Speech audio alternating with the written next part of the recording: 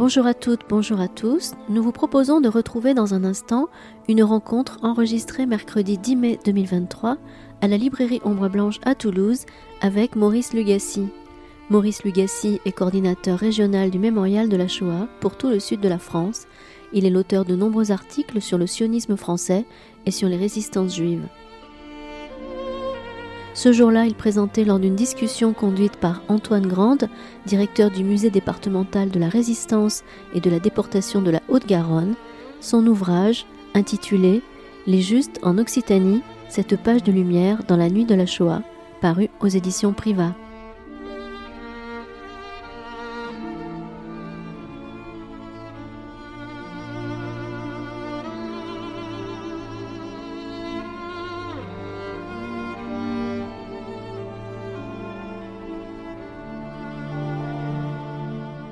Alors, mesdames, messieurs, bonsoir. Je m'appelle Antoine Grande, je suis le directeur du musée départemental de la Résistance et de la déportation et nos amis de la librairie Ombre Blanche et mon ami Maurice Lugassi m'ont fait le grand honneur et l'amitié de me demander d'animer et de présenter cette soirée. Alors, c'est une gageure en cette ville que de présenter Maurice Lugassi, parce que si je vous demande si vous connaissez Maurice Lugassi, vous me répondrez que oui, mais je vais quand même en quelques mots dire qui tu es, Maurice.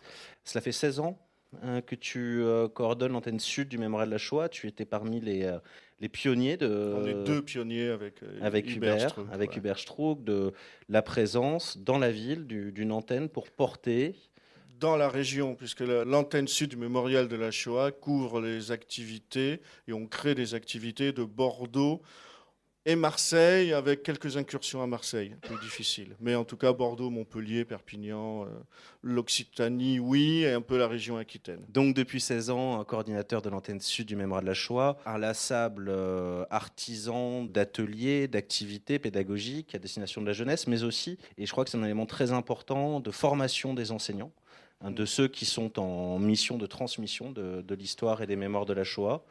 En fait, l'antenne sud, c'est la seule antenne du mémorial. Vous connaissez tous, Franck est là, mais vous connaissez tous le mémorial de la Shoah à Paris. Et la seule antenne en région est celle qui a été créée à Toulouse. Depuis, ils n'ont pas réussi à en créer d'autres, pour diverses raisons. Mais en tout cas, nous sommes nous sommes des prototypes. Ouais. Mais ce n'est pas ton gagne-pain. Non, mon gagne-pain, c'est prof, effectivement, prof de français. On pourra en parler, prof de français. Ce que j'aime, c'est créer les choses. Donc, on a créé l'antenne sud. J'ai créé des festivals et on va en parler, notamment le festival du cinéma israélien qui va se continuer à 21h à la Cinémathèque ce soir. Et j'ai créé avec beaucoup d'autres, le lycée à Blagnac. J'y suis depuis sa création il y a 18 ans, je crois. Et c'est Saint-Exupéry. Et c'est important de dire que tu es professeur de littérature de français. C'est quelque chose qu'on retrouve dans le livre. Ne vous inquiétez pas, on va parler du livre dans quelques minutes. Mais c'est un élément très important. Lorsqu'on débute la lecture de cet ouvrage, on n'est pas face à une monographie d'un historien académique, et je dis ça sans aucune restriction par rapport à ce que tu as proposé. C'est une écriture littéraire, ça se lit de manière très agréable, ce très beau livre aux éditions Privat, dont vous pourrez toutes et tous faire l'acquisition si vous ne l'avez pas encore fait à la fin de cette présentation. Mais ton curriculum vitae ne s'arrête pas là. Il y a l'histoire, attention. Si je me suis engagé dans un livre d'histoire, c'est à la fois un livre d'histoire avec la grande H, le grand H, et un livre avec des histoires. Et c'est vrai que ce que j'avais envie de faire, c'était aussi de raconter des histoires. Quant à la partie historique, j'ai quand même une formation, une thèse que je n'ai jamais terminée, mais en tout cas une formation d'historien comme il se doit pour faire les choses bien. Quand même. Et nous verrons que les historiens ont leur place dans cet ouvrage, que les sources aussi, mais on reviendra sur les sources dans notre échange, notre discussion. On continue ta présentation, c'est le soir pour. Ouais. Tu es président d'Hebraïka. Oui, c'est l'association culturelle juive qui œuvre à Toulouse depuis plus de 30 ans. Et donc, voilà, le cinéma. On a 2 grands festivals. En novembre, les Journées de la culture juive, dans à peu près tout le mois de novembre, et le printemps du cinéma israélien, donc à 21h ce soir, un film inédit à la Cinémathèque de Toulouse. On a commencé hier à l'ABC et on continue après à Muret, Colomiers. Donc oui, et puis on propose beaucoup d'activités à Hebraïca aussi. Enfin, ton violon d'Ingres, la musique. C'est pas mon violon, non. Je suis addict à la lecture, je ne peux rien faire d'autre que lire. Mais quand vous verrez le livre, à la fin, il y a une dédicace spéciale pour une maison dans le Kentucky. C'est là que j'ai écrit ce livre en grande partie, c'est l'été dernier. Et j'ai écrit ce livre. Alors, que faisais-je dans le Kentucky ? C'est une autre, puisque je déteste parler de moi, mais c'est une autre facette, c'est l'opéra. Et avec Sharon, ici présente, on a créé un programme, donc un programme d'enseignement d'opéra pour les jeunes chanteurs professionnels. Elle, plus que moi, on a comme cela des stages de formation en partenariat avec le Metropolitan Opera de New York. On le fait en Europe de l'Est. Là, elle part bientôt en Virginia. Et tout l'été, nous sommes à l'université de Louisville, dans le Kentucky, où j'enseigne plus précisément l'opéra français. À la fois la prononciation, l'histoire, les personnages. Et on retrouve ici les parentés entre la littérature et l'opéra, les personnages de Carmen parmi le romantisme, etc. Donc oui, c'est très présent l'opéra. Est-ce qu'il t'a ce temps d'écrire des livres ? Non, justement, j'ai pu écrire ce livre grâce au Covid. Il m'a bloqué complètement pendant 8 jours. J'avais écrit beaucoup avant, mais ça m'a permis de le finaliser dans cette grande maison du Kentucky. Ouais. Alors, première question, avant que je présente les différentes parties que vous allez rencontrer dans ce livre. D'où vient-il ? Le livre ? Oui, pourquoi ? Il vient d'un double mouvement. Le mouvement 2022 concernant la lettre de Saliège, où pendant 1 an, nous avons, avec l'archevêché, il y a Édouard qui est par là, et toute une équipe, on a monté la cérémonie devant la cathédrale Saint-Étienne. On a monté ensuite à l'Institut catholique un colloque sur ce thème, sur le thème de l'Église catholique locale dans cette période-là. Le colloque auquel tu as participé devrait en sortir un ouvrage aux éditions du Cerf. Ça, c'est le premier mouvement, 1 année entière avec Saliège. Et le deuxième mouvement, les éditions Privat. On avait envisagé de faire un ouvrage sur Saliège. Ils ont envisagé, eux, de faire un ouvrage sur les Justes. Ils ont eu raison. Je remercie Hélène et toute l'équipe de Privat. Ils ont été fantastiques. Donc c'est ce double mouvement-là qui a fait que ce livre est là. Le titre ? Les Justes en Occitanie, cette page de lumière dans la nuit de la Shoah. Là aussi, il nous fallait un titre qui donne le programme tout de suite, qui soit immédiatement lisible. Mais on a beaucoup cherché, et finalement, c'est encore elle qui revient, c'est Simone Veil. C'est le discours de 2007, c'est le discours de l'entrée des Justes au Panthéon. Cette phrase, elle est extraordinaire. Cette proposition est extraordinaire. Là, ça nous a été comme une évidence, cette page de lumière dans la nuit de la Shoah. Et c'est vrai que Simone Veil, on va en reparler probablement, c'est-à-dire que dans l'histoire de la mise en lumière, de la mise en valeur des Justes, on a Jacques Chirac qui est essentiel, mais il est aussi le résultat de 2 mouvements telluriques, de 2 personnalités phénoménales que sont Simone Veil d'un côté et Serge Klarsfeld de l'autre. Donc là, en tout cas, c'est une occasion de rendre hommage encore à Simone Veil, même si on en parle beaucoup, on n'en parlera jamais assez. C'est vraiment extraordinaire, tout ce qu'elle a pu faire et dans tous les domaines où elle a pu agir. D'ailleurs, en parlant de Simone Veil, la première partie de l'ouvrage, qui est le plus long bloc de texte finalement de cet ouvrage, est consacré au titre des justes. Comment est-ce que l'on devient juste ? Par qui ? Comment ? Le rôle de Yad Vashem, qui peut devenir juste ou non ? Et aussi une partie sur, on reviendra en fin d'entretien là-dessus, mais tu l'abordes dès le début, sur l'entrée en mémoire commune, en mémoire nationale finalement, en France, de ce titre de juste décerné par l'État d'Israël aux non-juifs ayant sauvé une vie. L'ouvrage est sur les justes d'Occitanie et on rentre finalement par un panorama très large de qu'est-ce que c'est qu'être juste. Oui, et à la fois un panorama très large, très technique, parce que pour être juste, le titre de juste est nommé par Yad Vashem, qui est l'institution qui s'occupe de la Shoah, qui est située à Jérusalem et qui dépend de l'État d'Israël. Je retrace l'historique entre 1955, où le titre est créé en Israël, mais il va être vraiment activé en 62. La manière dont en 62, c'est juste après le procès Eichmann, c'est la Knesset, l'Assemblée nationale israélienne, qui va désigner les justes. C'est pas encore confié à Yad Vashem. Vous allez voir, c'est vraiment beaucoup de péripéties parce qu'il désigne 12 justes.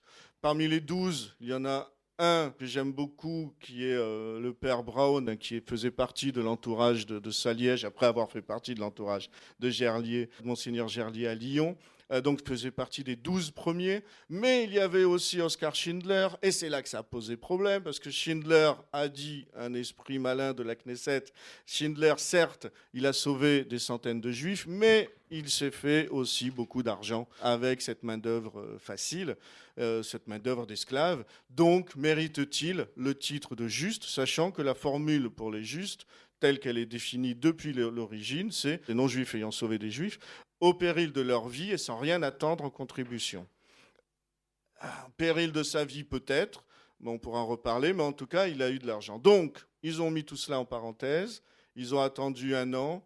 Au bout d'1 an, ils ont changé complètement la formule. Ce n'est plus les élus de la Knesset, mais une commission spéciale à Yad Vashem pour la France, dirigée depuis des décennies par Lucien Lazare. Et cette commission spéciale va examiner les dossiers qui sont proposés par les personnes sauvées. C'est ça qui est très important. Les personnes sauvées demandent pour les justes eux-mêmes ne demandent rien. Ils n'ont jamais rien demandé d'ailleurs, et ça fait partie de leur aura, cette humilité et générosité pour l'immense majorité d'entre eux. Il y a toujours des petits cas compliqués. Je reviens à l'histoire d'Oskar Schindler. C'est qu'1 an après, ils ont dit, bon, tant pis. Le rapport entre le bénéfice et le coût, ça fait qu'il a sauvé beaucoup de juifs, donc ils lui ont remis quand même le titre de juste, et ils ont rajouté son épouse, donc c'était bien d'attendre 1 année. Et puis à partir de là, ça y est, ça s'est mis en place dès les années 60, mais pour nous, ça se met vraiment en place dans les années 2000. Là, ça commence, c'est un mouvement qui commence et qui prendra de l'ampleur dans les années 2000. Et tu as veillé dans cette partie-là du livre à ce que cette présentation large, cette grande traversée chronologique et thématique, s'ancre quand même déjà dans le territoire d'Occitanie. Oui, alors parce que le contexte fait que l'Occitanie, dans l'histoire de la Shoah, dans l'histoire des Juifs, à cette période, a une dimension nationale. Ce n'est pas une dimension régionale ni locale, mais une dimension nationale et même européenne. Et c'est vrai que l'Occitanie, la définition que j'ai gardée, c'est la définition administrative actuelle, celle sur laquelle règne Madame Delga.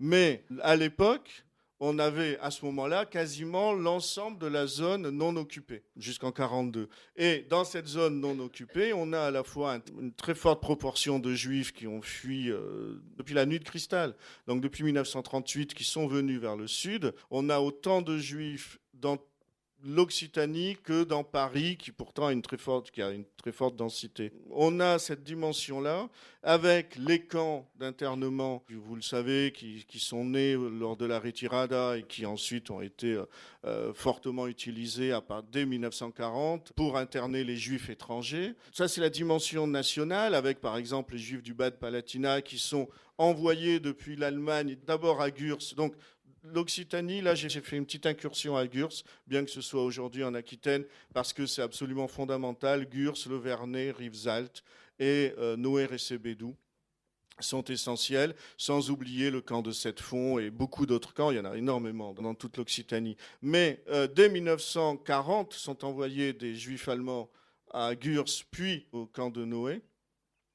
Et puis, dimension mondiale, européenne, à partir de 1942, c'est là que les justes catholiques rentrent vraiment en mouvement, avec la lettre de Saliège, avec ce que cela a entraîné chez les autres archevêques, Gerlier, Théas, ce qui a dynamisé complètement le mouvement des justes chez les catholiques, ce qui était déjà présent avec les protestants. Mais n'oublions pas, parce qu'on parle toujours catholiques, protestants, les laïcs, qui restent très majoritaires. Dans le nombre des justes, partout en Europe, les laïcs sont majoritaires.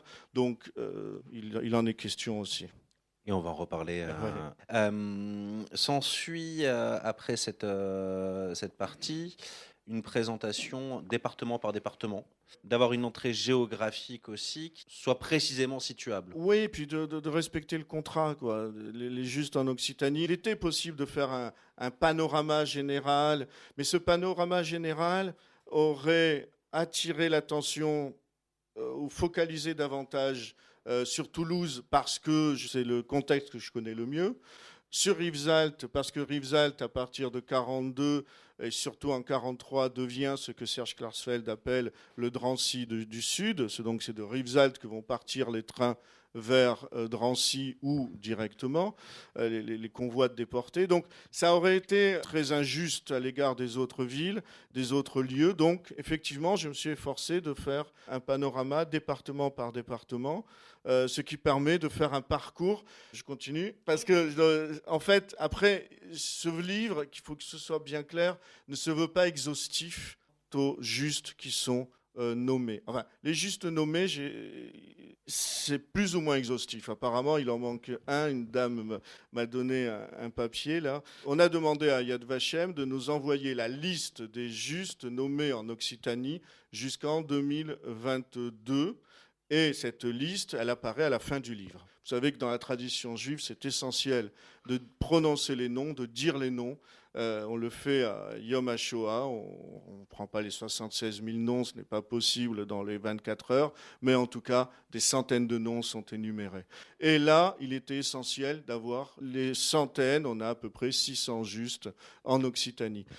C'est une liste qui continue. Yad Vashem et sa représentante ici, Francine, continue à décerner le titre de juste à des descendants, parce que les dossiers étaient en cours, parce que les dossiers continuent. Ça se raréfie, ça va s'arrêter très bientôt. Donc la liste, elle est complète jusqu'à une date donnée. Il manque encore 4, 5 noms de ceux qui arrivent. Mais oui, il était essentiel d'aller de département en département. Et ensuite, et c'est là que je reviens sur ce qu'on disait au début, sur aussi ton apport littéraire. Tu as voulu un style qui soit direct, qui soit facilement accessible. Oui, le but de cet ouvrage, c'était de ne pas reproduire la somme de Patrick Cabanel, Les Justes en France, de ne pas reproduire les ouvrages de Jacques Semelin. Je l'ai fait avec plusieurs moyens, notamment en insistant sur les enfants, en insistant beaucoup sur les organisations juives qui ont fait que les Justes ont existé, l'immense majorité d'entre eux.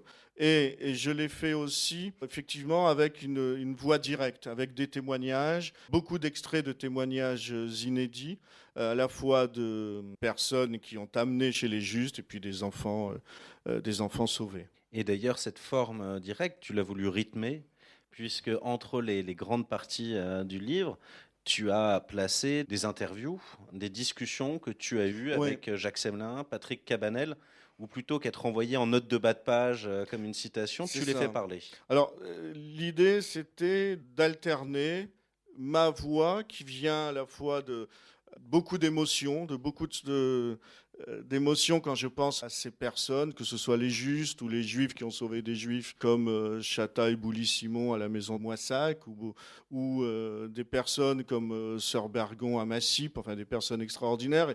Et je ne peux pas y penser de manière scientifique, froide. Et donc, ça apparaît dans le style qui sort du style de l'historien. Et puis, les historiens, voilà, Cabanel, Semelin, mais que j'interroge, avec lesquels je reviens sur leurs livres. Et je reviens, par exemple, Cabanel, vous le savez, sa grande idée, c'est que sans les protestants, il n'y aurait pas eu autant de juifs sauvés. Il revient là-dessus. C'est lui qui insiste beaucoup sur les laïcs. Avec Jacques Semelin, il parle des petites mains, de tous les anonymes qui ont fait que des juifs ont été sauvés. Ces anonymes-là, par définition, ne peuvent pas être nommés justes, parce que nul ne sait qui ils sont. Je le fais revenir là-dessus et évoquer les juifs anonymes qui ont fait que les juifs ont été sauvés. Et ce que dit Jacques Semelin, c'est que sans les organisations juives, il n'y aurait pas eu de justes. Tu finis le livre non plus en parlant des justes, non, c'est ça, mais en parlant des enfants. Voilà, c'est vraiment les deux angles d'attaque qui font que ce livre a, à mon sens, un grand intérêt. C'est la nouveauté, enfin, il y a des nouveautés sur les organisations juives. On connaît, mais c'est un peu éclaté, l'histoire de Lauzet, du réseau Garel. On connaît, mais c'est un peu éclaté, l'histoire des EI, pas seulement à la maison de Moissac, mais ce qu'ils ont pu faire aussi avant et après. Et là, ce qui est totalement nouveau, parce que issu de recherches que j'effectue actuellement, c'est le rôle de l'armée juive, notamment parce l'armée juive qui est située à Toulouse, qui est née dès 1940, mais qui en 1943 va fédérer l'ensemble des organisations juives, et l'armée juive depuis Toulouse, avec Polonsky et Lublin, deux hommes absolument extraordinaires, avec l'héroïne Ariane Fixman, qui a été assassinée par la milice rue de la Pomme, et l'armée juive qui va faire en sorte que, par exemple, les passages en Suisse vont être bloqués. La Suisse déjà bloquée parce qu'elle ne laissait que les jeunes couples avec enfants passer. Sinon, c'était impossible. Les gardes suisses les renvoyaient à la police française, qui les renvoyait vers le camp de Rivesaltes. Et donc, la Suisse va devenir bloquée. Et c'est là que l'Espagne se met en marche. Et c'est là que l'armée juive, qui deviendra l'organisation juive de combat, va baliser des chemins sécurisés vers l'Espagne. Et je montre comment ils vont faire des essais. C'est assez fou, l'armée juive. Elle est complètement clandestine. Donc on en entend très peu parler, voire pas du tout, mais les archives sont là. Mais dès 1940, ils essaient de voir, parce qu'ils sont sionistes, parce qu'ils sont de tendance Jabotinsky, c'est-à-dire que pour se défendre, il faut se battre. C'est pas par le dialogue, mais par le combat. Et dès 1940, ils essaient de voir comment sauver les Juifs, et ils mettent en place les premiers maquis, les premiers bureaux de corps francs, de combat. Alfred Nakache y a participé notamment dans la formation des préparations physiques pour passer les Pyrénées. Par exemple, en 1942, ils voient bien les trains qui partent, mais ils ne savent pas où ils partent. Début 1942. À partir du 8 août 1942, on a déjà ces premiers convois qui se font vraiment. Et donc, ils ne savent pas où ça va. Et donc, ils vont faire en sorte que 2 personnes partent dans les convois. Et elles ne sont jamais revenues, évidemment. C'est des personnes extraordinaires. Comme ces héros, et c'est surtout des héroïnes, avec les justes, avec ces assistantes sociales, comme l'on dit. Enfin, voilà. C'est pour ça que, dans mon écriture, je me lance un peu comme ça aussi, avec cette passion. Enfin, pour terminer la présentation de l'organisation de ce livre, sa lecture débute par les mots de Jean-Claude Grambert. Quel plaisir de retrouver Jean-Claude Grambert. Pourquoi Jean-Claude Grambert ? Pour littérature, théâtre, mais parce que de manière très... Je l'avais entendu une fois dire qu'il était passé par la maison de Moissac. Fort de cela, grâce à mes fonctions au sein du mémorial de la Shoah, j'ai pu avoir son numéro de téléphone. Je l'ai appelé très gentiment. Il était prêt à écrire... Non, il n'était pas prêt à écrire une préface. Je lui ai dit, j'écris un livre sur les Justes en Occitanie, dont Moissac. Est-ce que vous pourriez écrire la préface ? Ah non... Il me dit, écoutez, voilà ce qu'on va faire. On peut se rencontrer, je vous parle, et comme ça, textuellement, vous vous torchez le boulot. Bon, voilà. Donc, je l'ai rencontré, mais c'est une épreuve. Il m'a fait passer en réalité un test. Ouais, je le raconte. Je l'ai rencontré au café de Tournon, près du Sénat. Il habite près de là. Je m'assieds devant lui.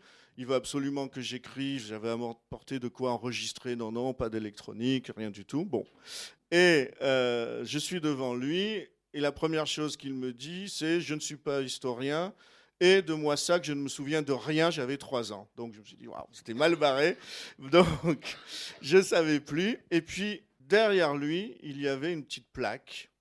Et là, je suis resté bouche bée, et c'est là que ma formation littéraire m'a sauvé face à lui. Je suis resté bouche bée parce que la petite plaque relatait comment Joseph Roth, l'auteur de La Marche de Radetzky, entre autres, était dans ce café de Tournon, en même temps que Zweig est parti au Brésil, et que lui s'est aussi suicidé, c'est-à-dire qu'il s'est suicidé par l'alcool. Il était là toute la journée en train de s'alcooliser et de se tuer petit à petit, tout en partageant une correspondance avec Stefan Zweig, et puis d'autres auteurs viennois venaient le voir au café de Tournon. Et je lui dis, mais c'est là qu'il était. Ah ouais. Et on a commencé à parler de Joseph Roth, et après, C'est une guise de préface. Je l'ai laissé parler, j'ai pris des notes. Et ensuite, on est allé au marché, j'ai acheté 2 steaks hachés. Et là, il me dit, Joseph Roth est mon auteur préféré. Bon, donc j'avais réussi le test, j'avais reconnu le lieu, et puis c'est vrai que c'est un auteur extraordinaire, notamment Job. Ils ont changé le titre, mais c'est un roman extraordinaire. Dans le titre, il y a Job. Le poids de la grâce, merci. Et sa correspondance aussi sur une Europe qui se termine, aussi passionnante que celle de Stefan Zweig. Donc un ouvrage structuré, Oui, impressionniste mais structuré, un foisonnement. Tu as voulu montrer un foisonnement. Il y a un foisonnement. Encore une fois, l'ouvrage, il ne se veut pas exhaustif. Ce que je n'ai pas dit tout à l'heure, c'est que pour les départements, j'ai choisi à chaque fois 1 ou 2 cas. Par exemple, Montpellier, ils sont 10 justes. Ce n'est pas beaucoup, mais on peut en parler. Ça ne dépend pas de la qualité des personnes. Ça dépend du nombre de dossiers qui sont déposés. Donc, le nombre de justes n'est pas relatif à la collaboration ou à la résistance de la population. Mais Montpellier, je n'ai pas choisi 10, j'en ai choisi 1 cas, etc. Rivesaltes, autour de Perpignan, il y en a beaucoup plus, parce que la proximité du camp, à chaque fois, ça a fonctionné par, impressionnisme, comment j'ai été impressionné. Voilà, c'est ça.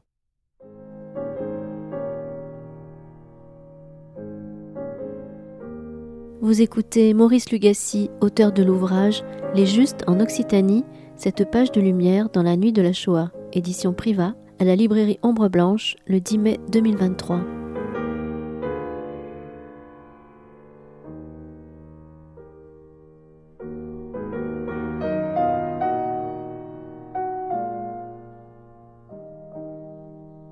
Parmi ces justes que tu évoques, on a beaucoup parlé du cardinal Saliège, de son entourage, tu reviens longuement dessus, mais tu l'as dit, il n'y a pas que des religieux. Non. Ce qui est très important, c'est que c'est une question que je pose à Patrick Cabanel. Est-ce qu'on peut établir une typographie des justes ? Non, il y a autant de diversité de justes qu'il y a de diversité de personnes. Alors après, ce sont toutes les personnes qui ont pu être en contact avec des juifs. C'est-à-dire que celui qui travaillait à l'usine Bringuet ici, peut-être dans son quartier pouvait-il, peut-être pas. Enfin, c'est très aléatoire. Mais c'est vrai qu'on trouve beaucoup d'instituteurs, beaucoup d'employés de mairie ou de maires, beaucoup de gendarmes, il faut rendre hommage aux gendarmes. Mais par exemple, on tape beaucoup sur la SNCF parce qu'effectivement, les trains ont amené les déportés jusqu'à la frontière allemande, et puis ensuite un autre conducteur du train prenait la locomotive et continuait le voyage ainsi vers Auschwitz. En plus, à la frontière française, on enlevait les seaux qui servaient de latrine parce que ça y est, ils étaient français, ils appartenaient à la SNCF. Enfin, c'est horrible. Mais on n'a pas de nom du conducteur de train qui a pu laisser passer quelqu'un, de l'employé de la SNCF qui était là à ce moment-là, qui a pu, au moment de l'inadvertance d'un garde français ou d'un garde allemand, qui a pu faire s'échapper des personnes. Par exemple, c'est Marie Rafalovic, Marie Veschlik, qui est encore de ce monde, qui a été arrêtée à 14 ans chez elle, près de la prison Saint-Michel, dans le quartier Saint-Michel, et elle est emmenée. Après plusieurs étapes, elle est dans le train. Sa mère vient la voir. Sa mère se préoccupe et veut venir la voir et veut voir si elle peut l'aider. Et là, quelqu'un de la SNCF lui dit « Madame, vous devriez partir ».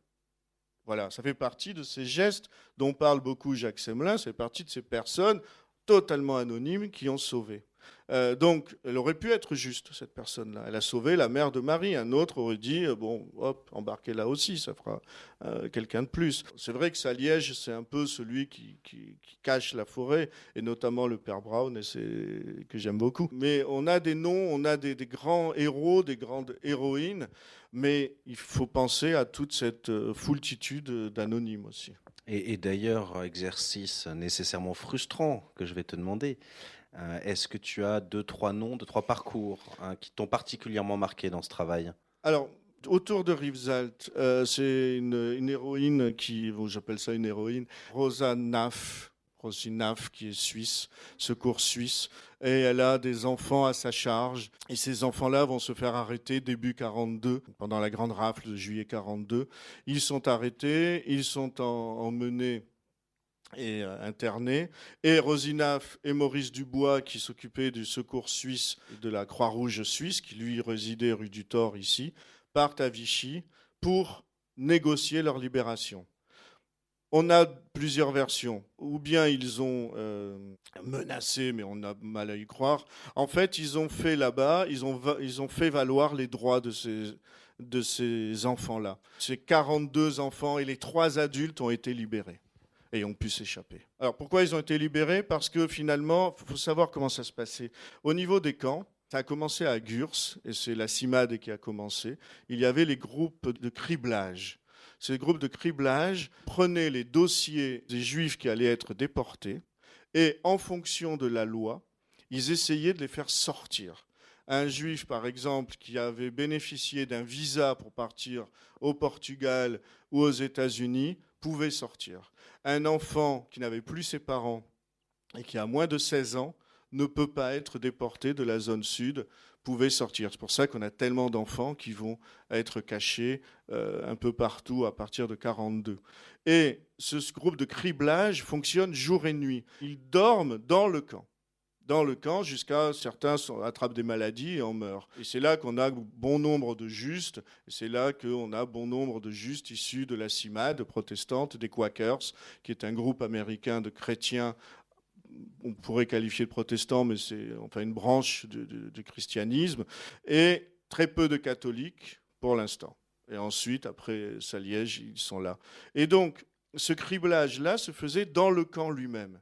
Et soit, effectivement, il y avait de bonnes raisons de les libérer, soit on leur fabriquait des faux papiers, des faux certificats, pas un certificat de baptême, ça ne servait à rien, mais un faux visa, des choses comme ça, et on arrivait à les faire libérer. Donc probablement Maurice Dubois et Rosinaf, auprès de Vichy, ont prouvé que ces enfants-là pouvaient être libérés selon les lois de Vichy. Tout est extrêmement légal. Vichy fait à chaque fois des lois, des centaines de lois, tout passe par la loi. Les 3 adultes, ça c'est plus mystérieux.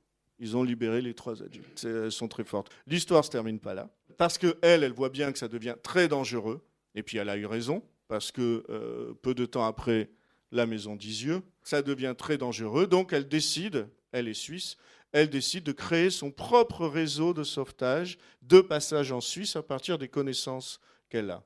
Et ce propre réseau connaît des échecs. Des enfants se font arrêter. Elle se fait réprimander par son autorité suisse. On lui demande de rentrer dans les ordres, de rentrer dans... Non, pas dans les ordres. De rentrer, en tout cas... C'est toi qui sais. Oui, non, justement. Elle obéit, elle arrête, et à la fin de la guerre, elle ne retournera pas en Suisse. Elle a trop mauvaise contre le pays et contre la politique qu'il a eue à l'égard des Juifs. C'est un cas parmi beaucoup d'autres, de femmes, beaucoup de femmes, plus de femmes que d'hommes, garder plus de femmes que d'hommes, mais c'est vrai. Chatabouli, c'est la même chose. Chatabouli à Moissac, elle va sans arrêt au commissariat, elle va sans arrêt voir les Allemands, elle leur dit mais ça va pas, qu'est-ce que vous faites ? Elle les engueule, quoi. Donc c'est vrai que ce sont des personnalités fortes. Et alors c'est ça aussi qui est mystérieux. Quand Saliège fait sa lettre, les conséquences de la lettre, bon, elle est lue, traduite pour la BBC, traduite au New York Times. Pour ça que je vous ai dit que l'Occitanie avait un écho mondial quasiment. Mais Drancy arrête les déportations pendant près de 3 mois. Ces déportations, donc les convois, ne partent plus. Ça veut dire qu'il a fait vaciller le régime de Vichy et au-delà du régime de Vichy, toute la machine nazie. Et puis, ils arrêtent complètement les grandes rafles telles qu'elles ont eu lieu en août 1942. Ce qui ne changera pas grand-chose, à vrai dire, ils vont effectuer des arrestations plus ponctuelles. Mais c'est fascinant de voir que quand on l'ouvre, finalement, ça peut fonctionner, quoi. Ce que l'on voit bien dans les choix que tu as faits, c'est-à-dire qu'il y a ceux qui parlent d'un endroit où on les écoute et qui peuvent toucher les masses, mais il y a aussi ces artisans du quotidien qui sauvent au pas de leur porte. Oui. Et on retrouve qu'ils sauvent une vie. une vie, une famille. Il y en a un qui a trouvé l'amour aussi. Il a un nom que vous connaissez tous, c'est Manuel Valls. Mais Manuel Valls de Gomis, il est à Perpignan. Comme son nom l'indique, il est espagnol. Il va sauver une famille. Parmi cette famille, une jeune fille de 19 ans. Et à la fin de la guerre, elle aura 21 ans, l'âge requis. Et ils se marient et ils vivent à Perpignan et ils ont des descendants. Ensuite, il va s'engager en politique en Espagne. Enfin, c'est un bonhomme assez extraordinaire, à tel point que Josep Calvet est un historien de Barcelone qui s'est beaucoup intéressé. Enfin, c'est le seul historien, il écrit en catalan, mais on va dire espagnol quand même. C'est le seul historien espagnol qui s'intéresse au passage en Espagne, passage des Juifs et au sort des Juifs. Et là, il est en train d'écrire une monographie sur Manuel Valls. On a beaucoup échangé. Fort heureusement, ces livres sont aussi traduits en castillan. Ça signifie que si le décret Yad Vashem interdit de s'enrichir, il n'interdit pas de trouver l'amour. Oui, oui, oui. Alors, interdit de s'enrichir, on en parle très clairement, sans rien attendre en contribution. Dès la préface, enfin, la guise de préface, Jean-Claude Grimbert raconte bien, enfin, c'est un souvenir construit, il n'avait que 3 ans, combien son frère aîné, qui lui avait une dizaine d'années, a paniqué lorsque la dame qui venait apporter de l'argent à la famille qui les avait cachés, protégés, cette dame-là n'est plus venue. Parce qu'effectivement, c'est là que les organisations juives sont essentielles. C'est-à-dire que les justes, oui, ils ont œuvré, ils ont sauvé.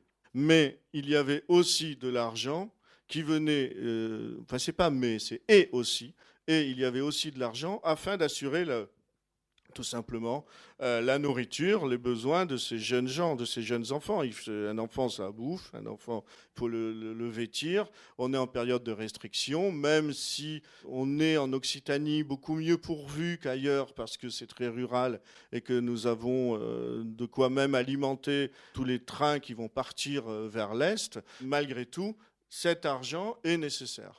Donc ça n'a opposé aucun problème ni à Yad Vashem ni à qui que ce soit. Sans rien attendre en contribution, ils ne se sont pas enrichis sur le dos des enfants. Au péril de leur vie, on en parle ?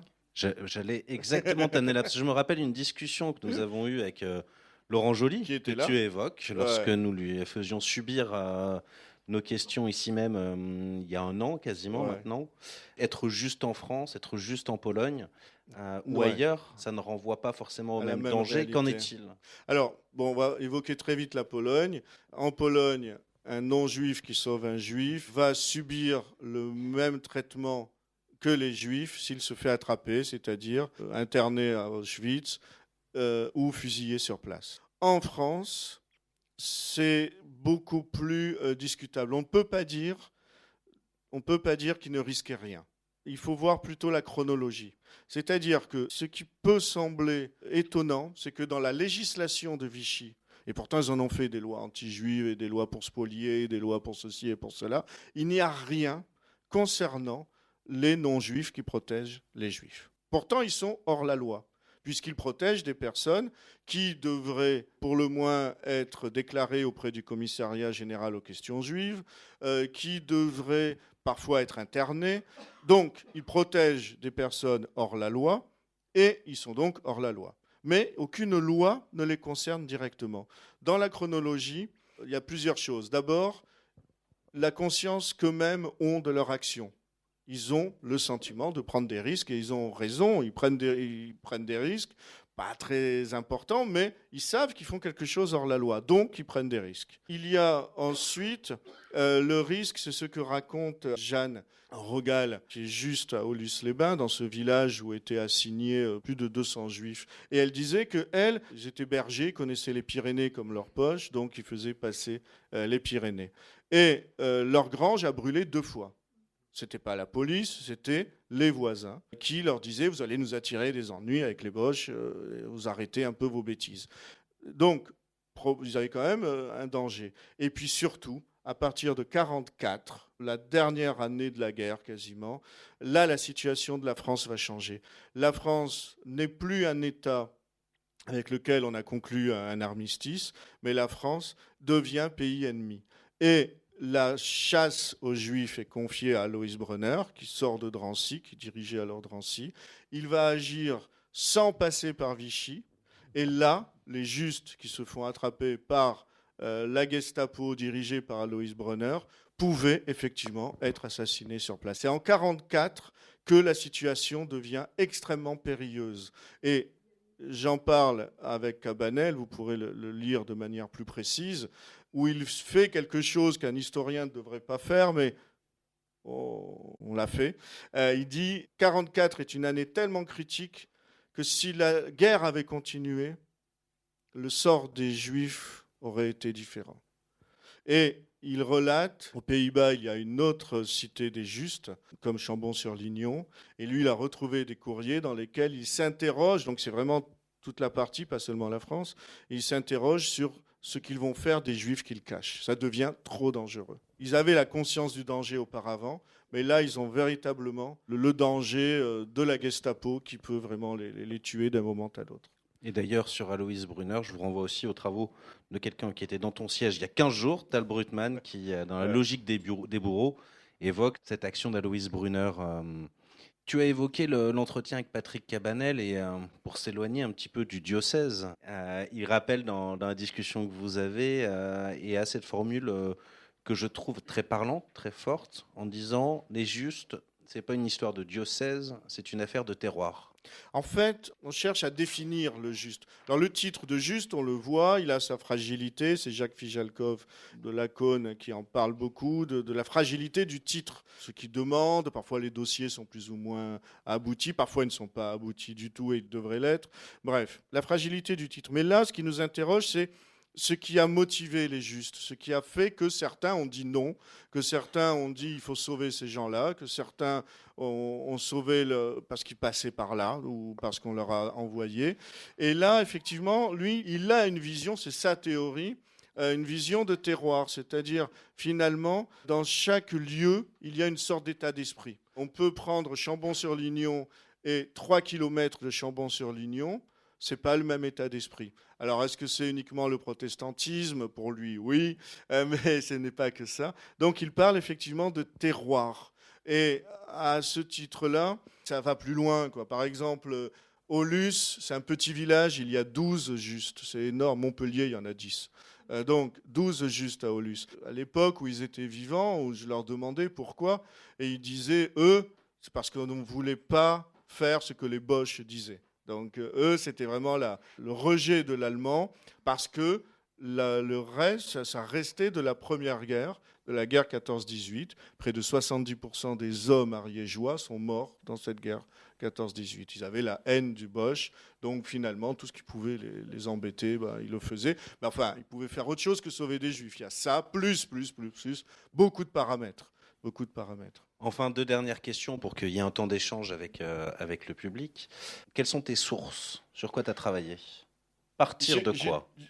J'ai tout lu.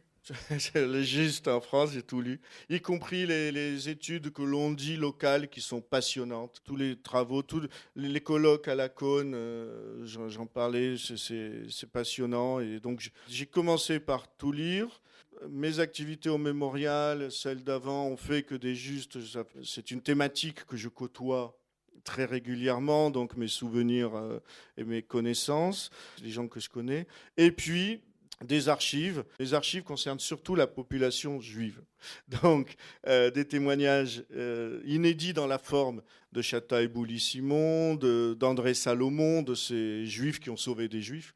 Et puis, à partir de là aussi, enfin, c'est un peu aux archives du CDJC, mais finalement, dans ce que je voulais faire, encore une fois, je voulais raconter l'histoire des justes. Pas seulement écrire un livre d'histoire sur les justes, mais raconter l'histoire des justes avec une rigueur scientifique quand même. Tu as fait un bilan des connaissances. Ah oui, c'est un ouvrage c'est un ouvrage très synthétique par rapport à ce qui a été fait avant. Je ne dis pas qu'il ne faut plus lire Cabanel, mais presque, sur les justes de France. Disons que ça va vous apporter... C'est une très bonne ouverture, une très bonne introduction si vous voulez aller plus loin. Et puis, j'ai oublié, j'avais un truc. Oui, Yad Vashem. Yad Vashem, ils ont un site. Alors, plus le site israélien en anglais que le site français, qui est une copie qui est beaucoup plus raccourcie, mais ils ont un site extraordinaire. Là, dernièrement, je cherchais encore une famille. On a trouvé tout son parcours entre le site de Yad Vashem, celui du mémorial de l'Holocauste de Washington et le mémorial de la Shoah à Paris. Il ne faut pas non plus être loin d'être un génie de l'informatique. Manipuler l'anglais, ouais, ça c'est nécessaire. Et donc, les sources là sont extraordinaires. Et donc Yad Vashem, qui en plus en France a développé depuis quelques années, et ici avec Francine Théodore Lévesque, une volonté d'exister auprès du public, auprès de la jeunesse, et avec énormément de ressources qui sont aujourd'hui accessibles. Et d'ailleurs, ce qui va nous permettre de clore cet entretien sur la mémoire, Yad Vashem, qui est aujourd'hui présidé par le fils de Simone Veil. Donc, on n'a pas bouclé la boucle parce que ça va continuer. Et donc peut-être un mot, parce que tu mets en regard plusieurs discours qui ont participé à l'élaboration d'une mémoire ou de plusieurs mémoires autour des Justes en France. On retrouve naturellement Jacques Chirac avec le discours de 95, essentiel là aussi, mais qui est sur l'histoire de la Shoah, qui est sur la responsabilité, la culpabilité et de la France. Et de manière assez étonnante, tu montres que dans le discours de Simone Veil, elle rend une forme d'honneur aux Français justes, en disant les justes sont ce qui sauve et on retrouve ton titre, cet océan de ténèbres qui a été la Shoah. Mais aussi, surprenant, tu vas chercher François Mitterrand. Oui, c'est-à-dire que Mitterrand, lui, il va créer la cérémonie du 16 juillet et il va mettre un premier jalon qui est la reconnaissance de la rafle du Veldiv, donc des premières grandes rafles des Juifs et des déportations. Et c'est vrai qu'on connaît son rôle trouble. Alors, je parle de Mitterrand à la fois comme celui qui poste un jalon et comme celui qui va bloquer tout le reste. Il va donner la cérémonie du 16 juillet, mais ensuite tout le reste est bloqué. On n'ouvre pas, il n'y a pas les procès, il n'y a rien à ce moment-là. Donc il y a une partie quand même extrêmement importante. Filigrane, traité frontalement, mais qu'on va retrouver tout au long de ton ouvrage sur la mémoire. Oui, parce que la politique française, jusqu'à aujourd'hui, va instrumentaliser l'histoire et la mémoire. Et aujourd'hui, c'est l'histoire de la guerre d'Algérie, des événements, appelez-la comme vous voulez. Ils ne savent pas quoi en faire. On peut trouver étonnant, et puis en même temps, c'est très beau pour la France de commémorer le génocide des Arméniens. Et là, Mitterrand, comme les autres, et bon, Chirac, il a œuvré mieux pour nous, pour l'histoire des Juifs. C'est-à-dire que ce qui est assez extraordinaire avec ce qu'a fait Chirac, c'est qu'il a permis la mise en lumière des justes, avec cette panthéonisation magistrale, mais la parole des justes, ce côté lumineux, a permis non pas aux déportés de parler, parce qu'ils parlaient depuis très longtemps, dès les années 50, ils parlaient, ils n'ont pas attendu, mais a permis à ce que leurs paroles deviennent audibles. On pouvait enfin se dire, c'est vrai, il y a eu ces déportations, il y a eu ces dénonciations, et on peut l'écouter parce que ça fait moins mal, parce qu'on sait aussi qu'il y a les justes, et qu'il y a aussi cette face lumineuse ou cette face bénéfique de la guerre. Et donc, l'aspect étonnant ou paradoxal des justes, c'est que, enfin, et là, comme le dit Grimbert, on est passé du silence, parce qu'on est en 2005, c'est tard, 2007, on est passé du silence à l'urgence. Bon, il a fallu attendre quelqu'un qui n'a pas vécu la guerre et qui a pu faire ça. Et c'est vrai que c'était important. Merci beaucoup, Maurice. Les Justes en Occitanie, cette page de lumière dans la nuit de la Shoah aux éditions Priva avec le soutien de la région Occitanie de Montpellier et du conseil départemental de la Haute-Garonne. Merci beaucoup. Merci. La parole à la salle.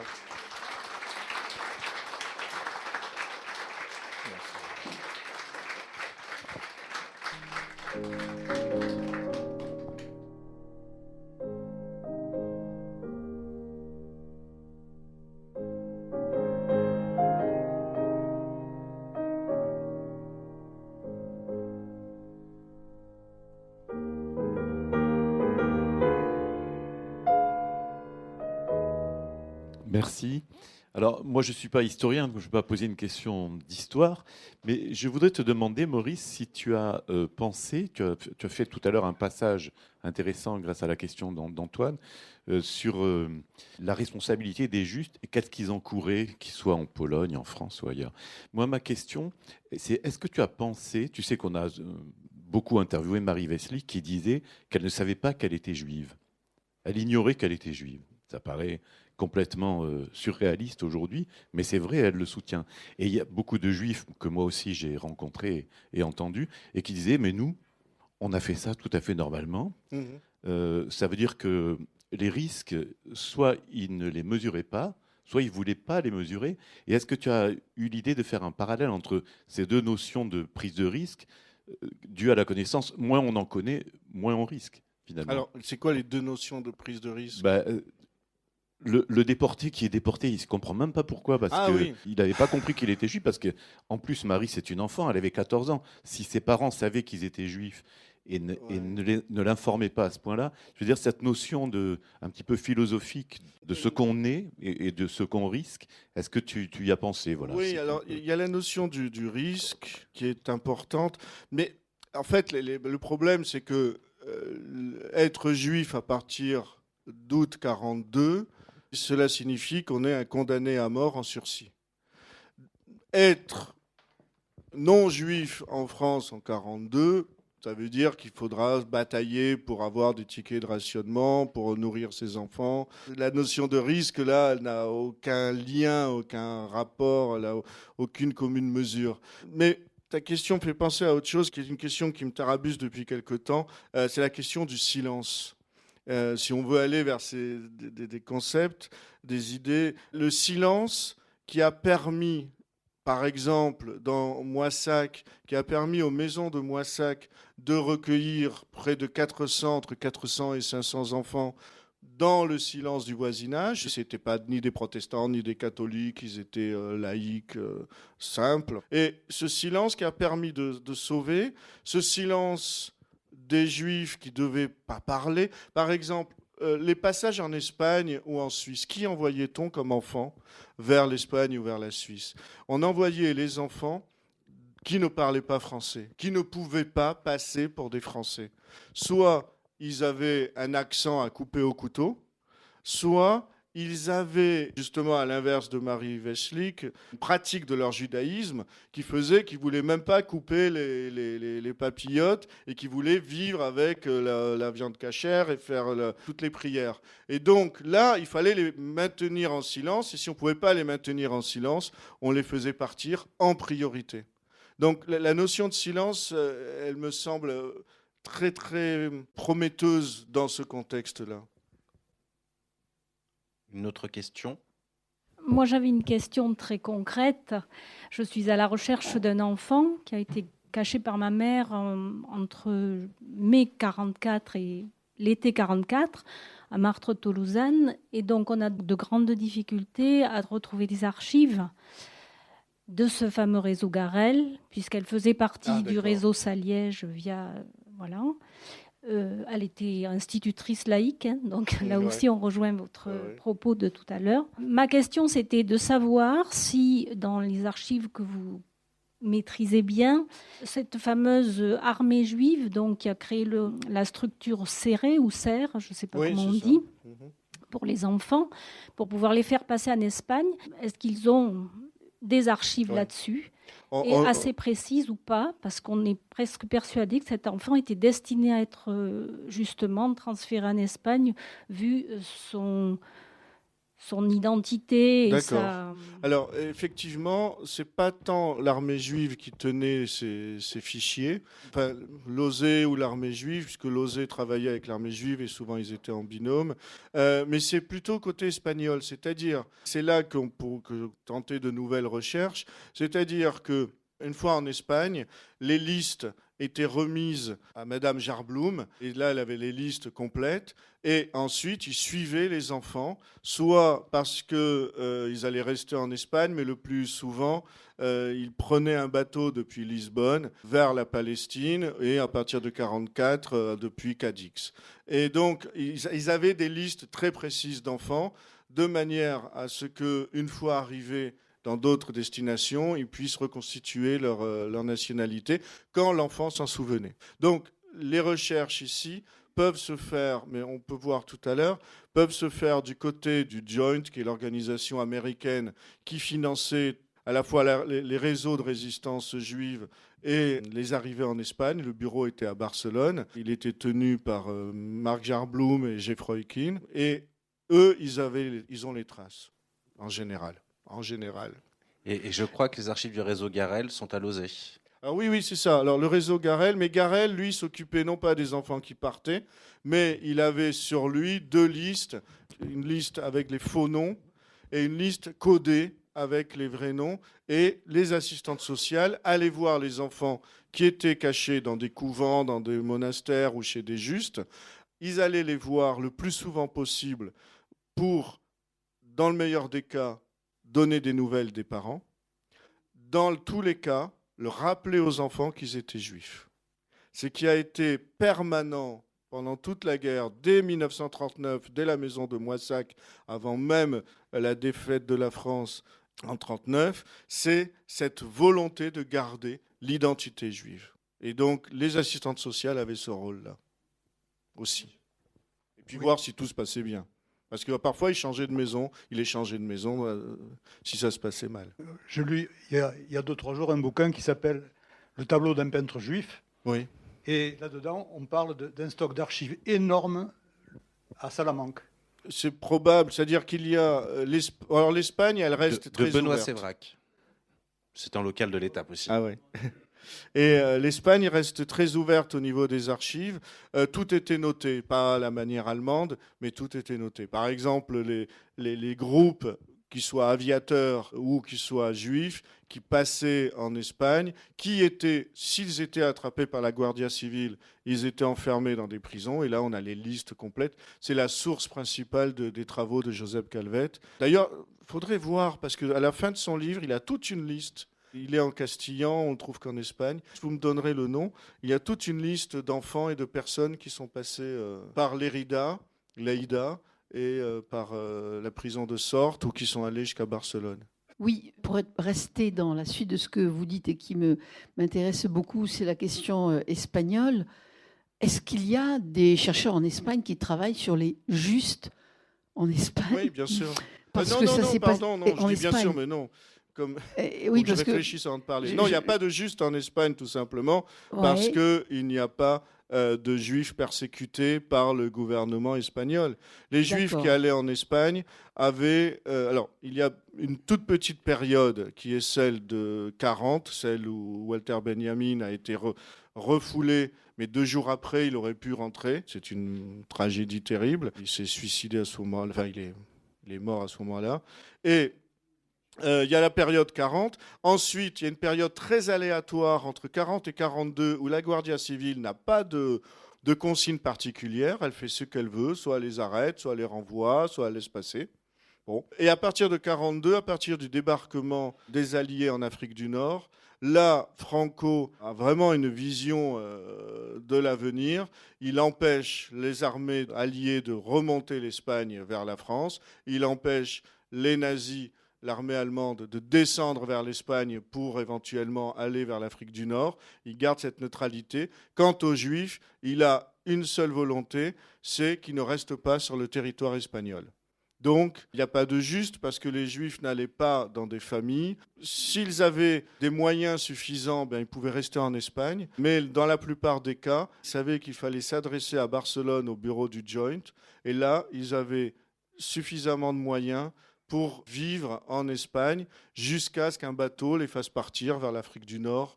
Si c'était des jeunes gens, des jeunes hommes en particulier, qui pouvaient ensuite retrouver l'Angleterre et aller se battre à nouveau, ou aller se battre, ou des bateaux vers la Palestine. D'accord. Mais il n'y a pas de juste. Il n'y a pas d'Espagnols, Non. Des Espagnols, des familles espagnoles connues qui ont accompagné la traversée. Non, c'est incroyable. Il y a des familles espagnoles connues qui ont aidé les Sequeira, par exemple. Sequeira est une famille très connue et qui aura le titre de juste. Attention, c'est-à-dire qu'ils étaient sur la frontière. Voilà. ceux qui sont sur la frontière et les passeurs, oui, ils ont le titre de juste, et beaucoup de justes en Espagne, je n'ai pas le nombre, mais beaucoup de justes en Espagne sont des passeurs. Mais c'est vraiment spécifique.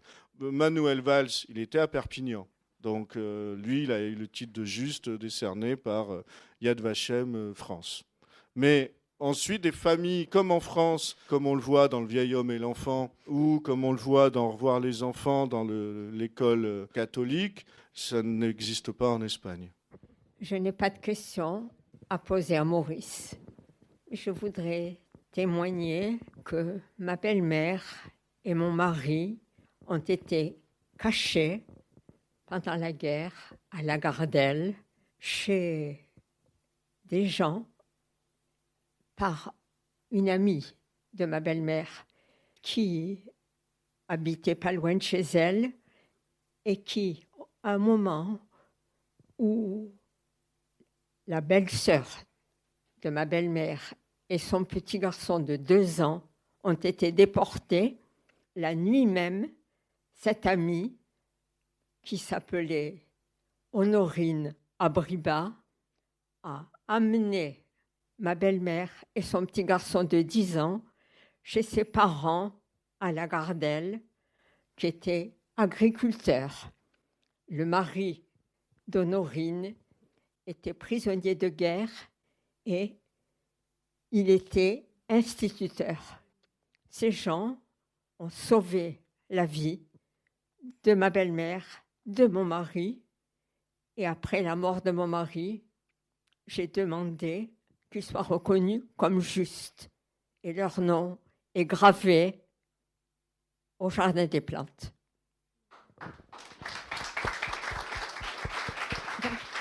Alors, il s'appelait Bertrand, Marie Pagnon et Honorine Abriba. Je les remercie au nom de mes enfants et mes petits-enfants.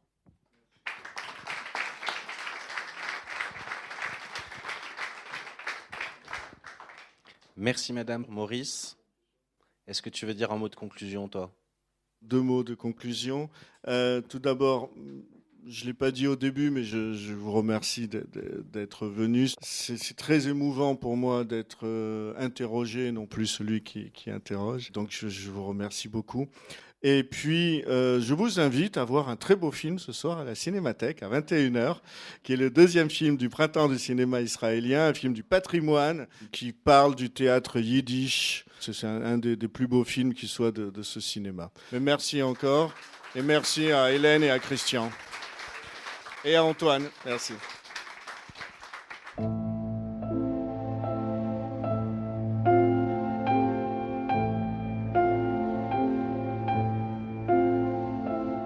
L'ouvrage de Maurice Lugassi, Les Justes en Occitanie, cette page de lumière dans la nuit de la Shoah, est publié aux éditions Priva.